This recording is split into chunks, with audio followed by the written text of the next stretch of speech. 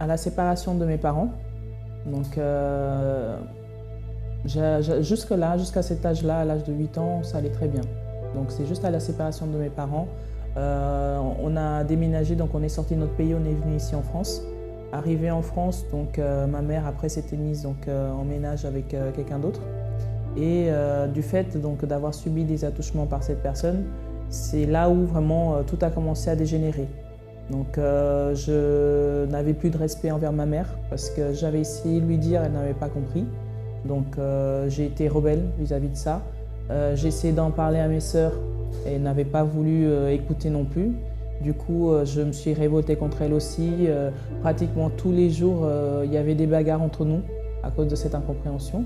La seule personne qui me comprenait, parce que c'était quelqu'un de très calme, qui ne disait jamais un mot, c'était mon petit frère. Donc du coup, c'est pour ça que je me suis renfermée dans cette carapace de garçon manqué.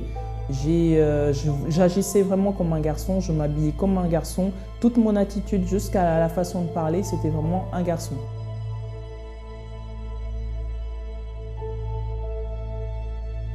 J'étais tellement révoltée à l'intérieur de moi que j'extériorisais à travers la violence.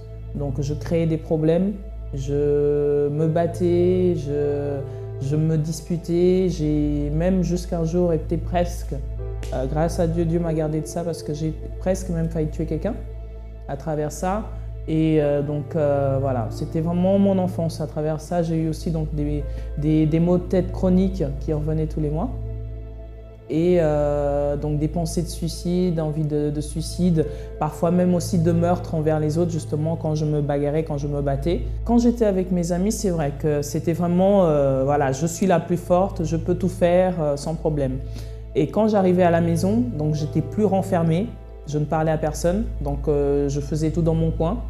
En fait, je disais bonjour, bonsoir.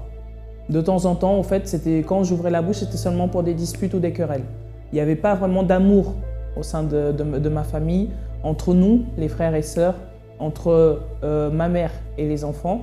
Donc il y avait déjà cette distance, cette séparation, parce qu'il faut savoir que chez nous, les familles africaines, il y a donc déjà pas vraiment cette proximité. On ne fait pas de câlins, c'était très rare ces moments-là.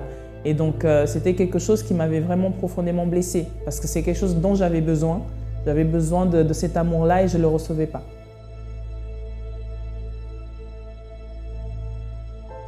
À l'école, c'était vraiment catastrophique dans le sens où tous mes profs le disaient, tu es capable.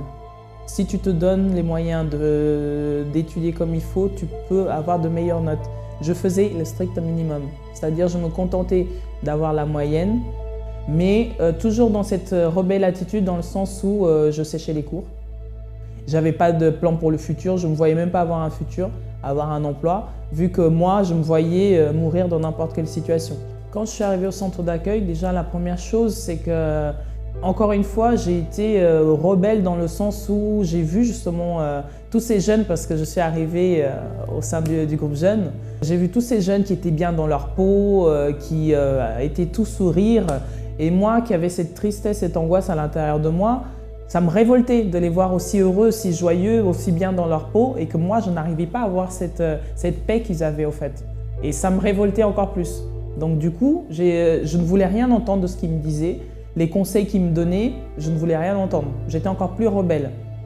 Mais un jour, j'ai vu quelqu'un avec qui j'étais dans ce groupe jeune qui a commencé à monter, c'est-à-dire spirituellement, il a commencé à changer.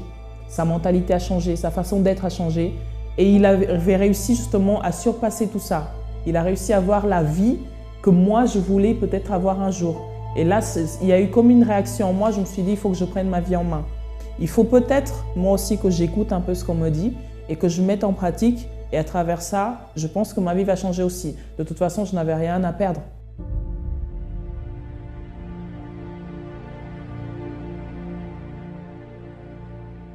J'ai commencé à écouter les conseils qu'on me donnait. J'ai commencé à m'ouvrir à la parole, à mettre en pratique les propos qu'on me proposait de faire, c'est-à-dire le mercredi et le vendredi surtout. Donc je venais sans relâche Je ne ratais pas une chaîne. Donc à travers ça, ma vie a commencé à changer sans même que je me rende compte. C'est mon entourage qui a commencé à voir ce changement en moi. J'ai pu justement changer systématiquement, en fait, passer de l'état de, comment est-ce que je peux dire, de larve même, si on peut dire, parce que moi je me voyais comme ça, j'étais quelqu'un d'insignifiant, quelqu'un qu'on croisait dans la rue, on ne peut même pas dire que c'était une personne. J'étais invisible avant, au sein de ma famille et à l'extérieur. Et donc là, passer d'un stade où on me reconnaît dans le sens où les gens venaient vers moi, ils parlaient avec moi, je pouvais parler avec eux sans m'énerver, sans m'irriter. Et donc là, le changement a commencé à s'opérer et par la suite, justement, j'ai pu aussi avoir encore d'autres bénédictions. Le conseil que je peux donner aujourd'hui, c'est que même si la personne est comme j'étais avant, enlever les pensées de doute, de négativité, parce que ça, j'en ai eu beaucoup. Mais j'ai dépassé tout ça et au jour d'aujourd'hui, je suis là devant vous. Donc si moi, j'ai pu le faire, ces personnes-là peuvent le faire aussi.